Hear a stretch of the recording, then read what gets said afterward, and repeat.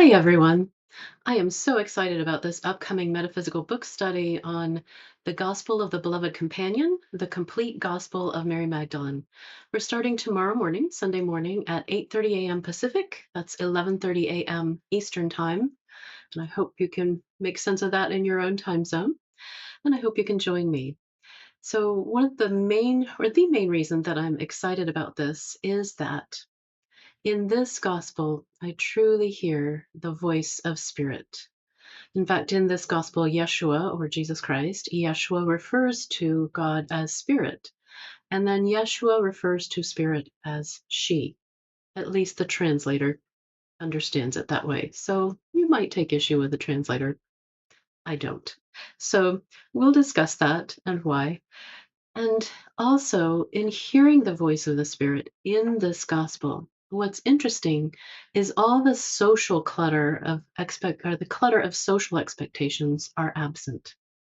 That's important to note. The clutter of social expectations are absent, except from the Pharisees and the male disciples. This is really important to note. Who brings the clutter of social expectations? The Pharisees, sometimes the crowd, or some of the members of the crowd. The crowds tend to be divided in support of Yeshua as a prophet or as the Messiah, and as ones who go and tattle on Yeshua to the scribes and Pharisees. And then there are the male disciples. There are also female disciples. No complaints, no social expectation scuttlebutt is recorded at all among the female disciples.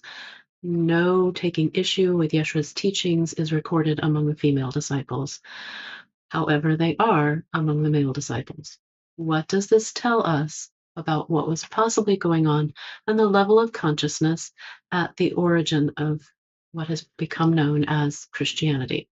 Now, please remember, Jesus was Yeshua. He was Jewish. He was not Christian.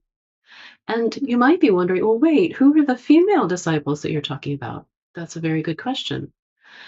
Among the women mentioned include, there's some I think I'm not quite remembering, but definitely Mary, the mother of Yeshua, and also Yeshua's sister. She was called, so Mary in this gospel is translated as Miriam. So his sister was named Miriam Salome, and her children are also named, so suggesting possibly they were followers of Yeshua as well. And then also Mary Magdalene. And Mary Magdalene, although it's not stated that clearly, it is clear that Mary Magdalene is the beloved companion of Yeshua, or Jesus Christ, in this gospel. Again, it's not stated that explicitly, but as you read the text, you'll see it becomes abundantly clear. So if you've ever wondered about that wedding at Cana, I invite you to come if you come with respect. I am asking for a donation. Why? Because I would love for a respectful discussion. We are going to meditate. What we're seeking here is the presence of spirit within us and among us.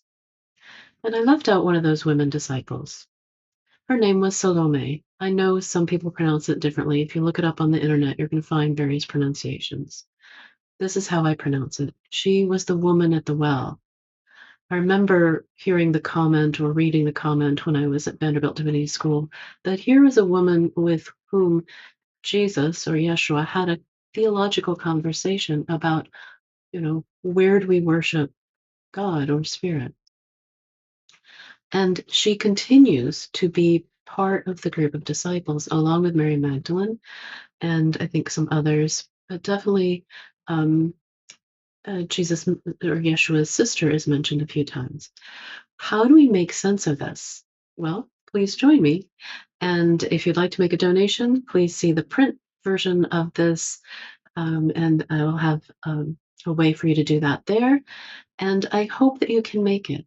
We will spend 90 minutes not only with the books, this metaphysical book study, and again, the teachings of this gospel are metaphysical, they are of spirit, the higher consciousness that we need at this time.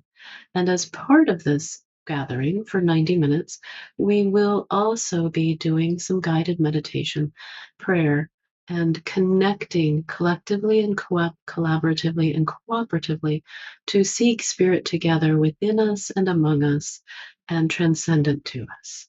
So please join me if you choose to respectfully discuss the gospel of the beloved companion, the complete gospel of Mary Magdalene. Thank you.